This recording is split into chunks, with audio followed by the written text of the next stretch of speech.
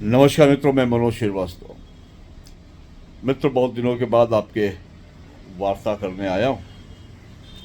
आप कल से टीवी पे देख रहे होंगे कि कलकत्ता में अभिषेक बनर्जी जी को लोगों ने पीटा, मारा। मैं एक सामाजिक व्यक्ति होने के नाते किसी भी सामाजिक व्यक्ति को इस तरीके की हरकत और इस घटना की मैं जितनी निंदा कर सकता हूँ, निंदा कर रहा हूँ। लेकिन विषय यह है कि ये घटना घटी क्यों, ऐसा हुआ क्यों।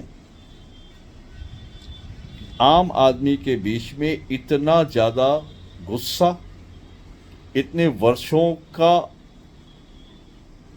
सताए हुए लोग, आज उनका नियंत्रण उनसे टूट गया।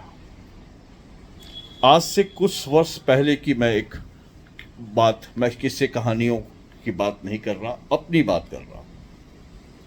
हमारे भारतीय केसरिया वाणी में एक महिला विभाग की राष्ट्रीय अध्यक्ष, पूर्णिया से की रानी देवी कुमारी जी, और उस वक्त निधि समर्पण का कार्य चल रहा था और उस निधि समर्पण के कार्य में उनकी इच्छा थी कि रामलला के भव्य मंदिर में उनका भी कुछ अंश जाए। और वो वहाँ से, चूँकि उनको लग रहा था कि वो कलकत्ता में रह के वो बाहरी रकम देंगी या बंगाल में रह के देंगी तो उनके लिए नुकसान हो सकता है। तो वो मुझसे संपर्क किया उन्होंने, और मुझसे संपर्क करके के बाद वो लखनऊ आई। उस पर निधि समर्पण कार्य चल रहा था। लखनऊ हमारा ही कार्यालय उस वक्त निधि समर्पण का हमने अपना कार्यालय दे दिया था, उत्तर भाग का। और वो आई और उन्होंने उस वक्त के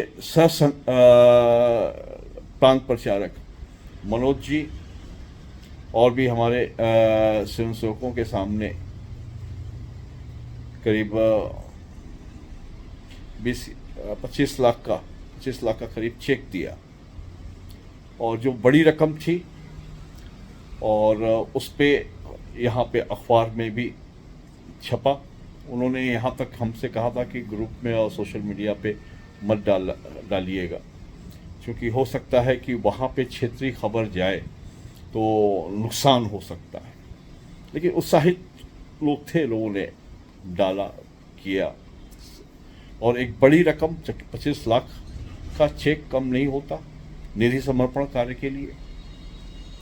और जैसे वो पूर्णिया पहुंची, रात को 1000 टीएमसी के कार्यकर्ताओं ने, टीएमसी के गुंडों ने उनका घर घेर लिया। उनके घरों में पत्थरों से ईंटों की बौछार कर दी, जिसके वजह से वो बाहर निकली और बात करने के लिए कि विषय क्या है। तो विषय ये था कि आपने इतना बड़ा निधि समर्पण आपने राम मंदिर के लिए कैसे दे दिया। और उनको इतना घर के अंदर पथराव हुआ, उनका सिर फट गया। कई दिनों तक वो कोमा की स्थिति में थे। घर के लोग परेशान। मेरे पास जब सूचना आई तो मैं अधिकारियों को मेल कर सकता था, पत्र लिख सकता था। गृह विभाग को मैंने सब जानकारियां दी, लेकिन स्थिति ये थी कि उन्हें जान से मारने का प्रयास। और इसके खिलाफ जब वहाँ के उनके घर के लोगों ने थाने में रिपोर्ट लिखाने गए तो थाने में रिपोर्ट लिखने से मना कर दिया।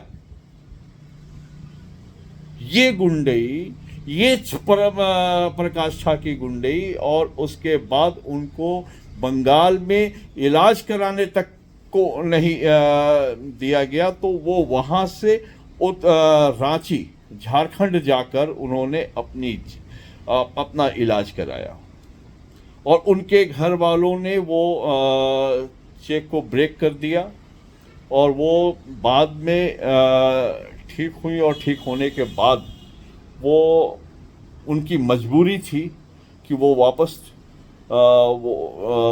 अपने उसको सुधारते हुए टीएमसी में चली गई, लेकिन वो मजबूरी उस महिला के और इस तरीके से एक नहीं हजारों केस लोग टीएमसी में थे तो डर के मारे थे, टीएमसी में थे अपने घर परिवार को बचाने के लिए थे, टीएमसी में थे तो लोग अपने घर के औरतों की आबरू को बचाने के लिए थे। ये खुली गुंडई थी वहां पर।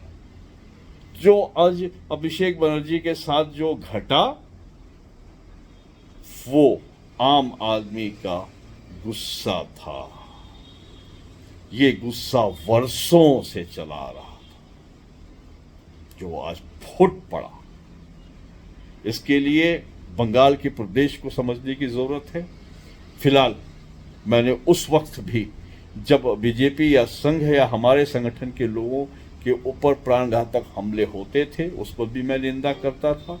आज भी इस घटना को मैं निंदा कर रहा हूं। ऐसी घटनाएं नहीं होनी चाहिए, लेकिन जिस प्रकार से वहां पे लोगों के साथ घटना घटी ये एक नेचुरल प्रक्रिया थी जो हुई। तो ऐसा कृत्य किसी भी राजनेता को अपने क्षेत्र में अपने लोगों के साथ नहीं करना चाहिए। अपनी वाणी को विराम देते हुए जय हिंद, वंदे मातरम। आपका अपना मनोज श्रीवास्तव।